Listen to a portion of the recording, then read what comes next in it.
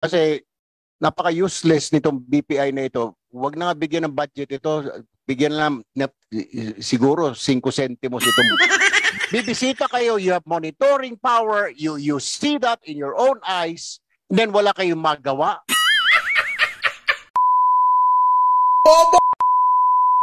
Saan ka natingin, ka old school? Mukha yatang pinaglalaro na naman tayo ng mga hoarders, cartels, stakeholders, at syempre ang mga middleman. Lahat ngayon nakapokus sa bigas. Pero ang hindi natin alam, pinaglalaro na nila tayo dahil unti-unti na nilang pinipigilan ang paglabas ng sibuyas at kamatis.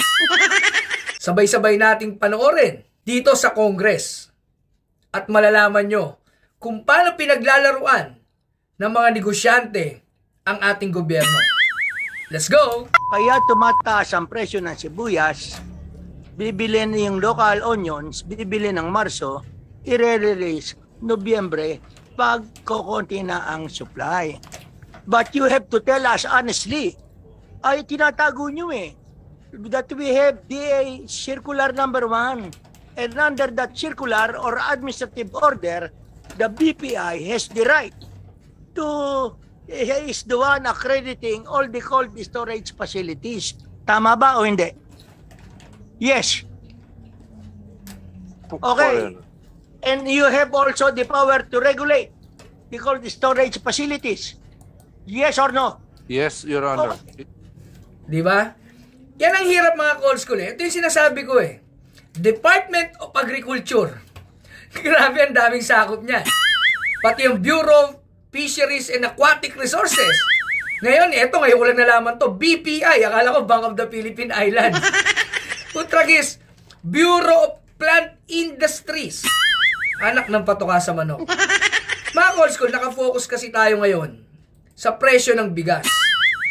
Pero hindi natin namamalayan na etong mga sindikato, kartel, traders, hoarders, grabe no? Marso pa lang, sabi nga ni Congressman Barzaga, Marso pa lang binibili na nila yan. Itinatago nila sa cold storage. Then ilalabas pagdating ng konti na lang ang ani o ang supply ng sibuyas. Mga ka-old school, ang masakit pa, yung cold storage, ginawa yan ng karamihan dyan, gobyerno. Tapos ang nakikinabang dyan, private. Ano naman ito nga sa manok talaga? Pinaglalaro na lang talaga tayo. So, importation ng bigas, Bureau of Customs. Ngayon naman, Bureau of Plant Industries. Hindi ba kayo nagtataka kung bakit biglang nag-grade at maraming bigas ang nakuha sa warehouse? Why? Pinaraid na siguro nila yan dahil nga inuunti-unti na nila na mag-hoard naman ng sibuyas at kamatis. Mga ka-old school, kakatapos lang natin last year. Grabe ang presyo ng sibuyas, umabot ng 750. Ngayon po ang sibuyas 180 to 190 per kilo. At eto pa maganda mga ka-old school. Ang kamatis po ngayon, 200 pesos per kilo. Mas mataas na ngayon ang kamatis sa tilapia at sa manok. Oy, grabe kayo. Lupit nyo. Kaya wag po kayo magtataka kung bakit ngayon puro raid ang Bureau of Customs ng mga warehouse ng ating mga bigas. Ngayon, naglabas naman ang gobyerno ng price ceiling para sa bigas, which is pabor sa ating mga consumer, pero masakit na ilabas na lahat. Lahat as in lahat ng mga hoarders. So ngayon ang tinamaan doon sa price ceiling, yung maliliit na rice retailers. Grabe. Kaya ngayon, eto naman sila ngayon. Babawi sila ngayon. Babawi para kayo nalugi. Sibuyas, kamatis. Yan naman ngayon ang iniipit nila, mga old school. Di ba para lang tayo pinaglalaroan, ginigisa tayo sa sarili nating mantiga. Ang nakakasama lang ng loob, umaaksyon ang mga nasa ahensya ng gobyerno kapag nakatiba-tiba na ng malaki etong mga sindikato, kartel, traders at hoarders. Hindi na nakakatuwa. Sa dami ng ahensya ng gobyerno, sangay, wala naman kayong silbi. So bakit kayo bibigyan ng budget kung wala naman kayong naitutulong sa bayan, kundi perwisyo at kasakiman? Kung tragis mabaging langit yung mga certified kayong uwas. Tuloy natin.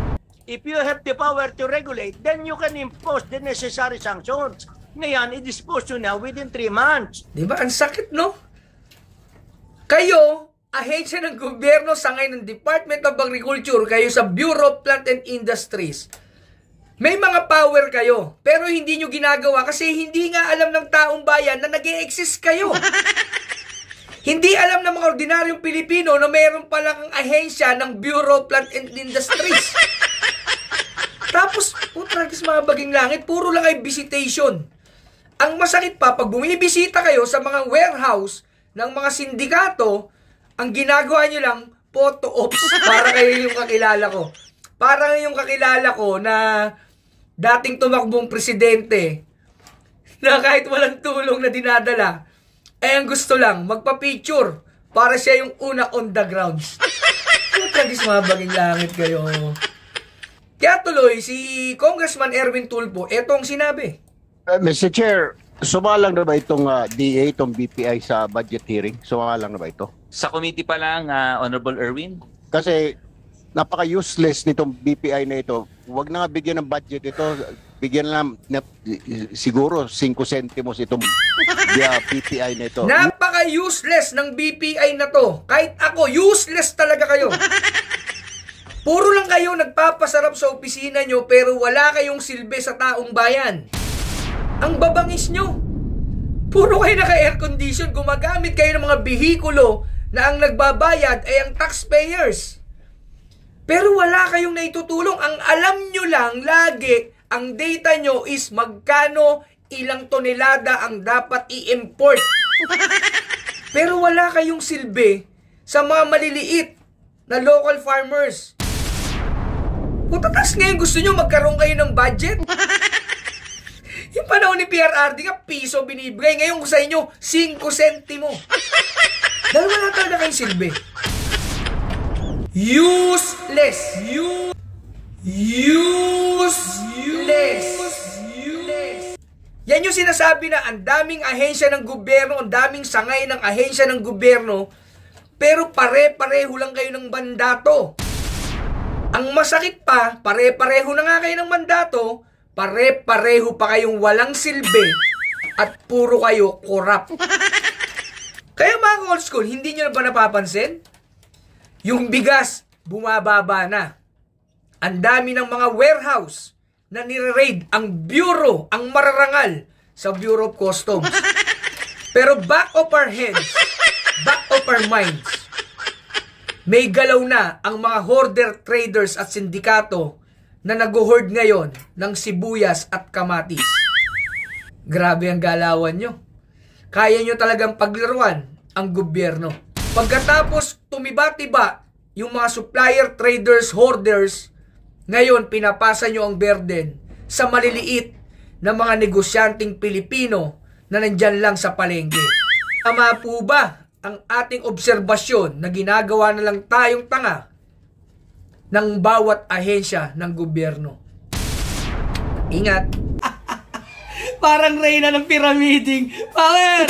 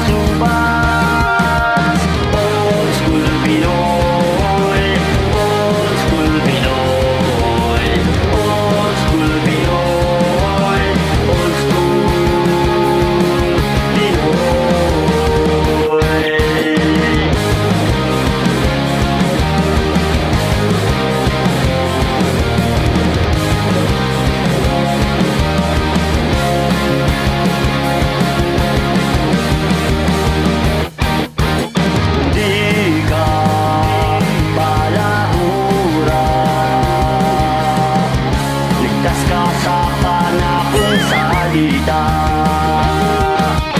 Bawal ang sinungaling. Sa barko kayo'y maguguling. Pagkat ako si Old School Pinoy. Old School Pinoy. Old School Pinoy. Old School Pinoy.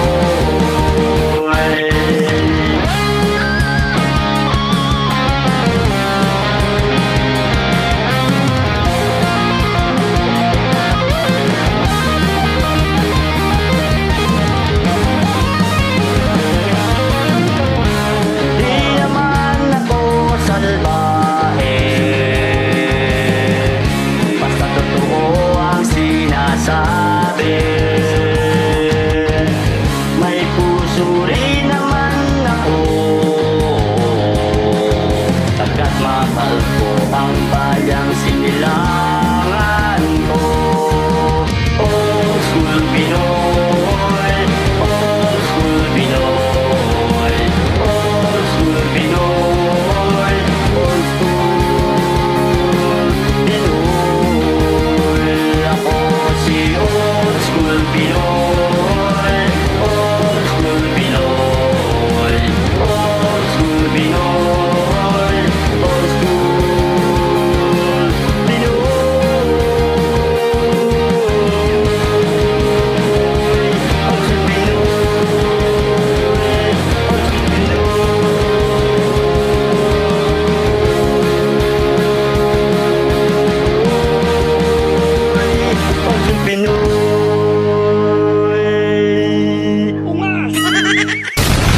Certified.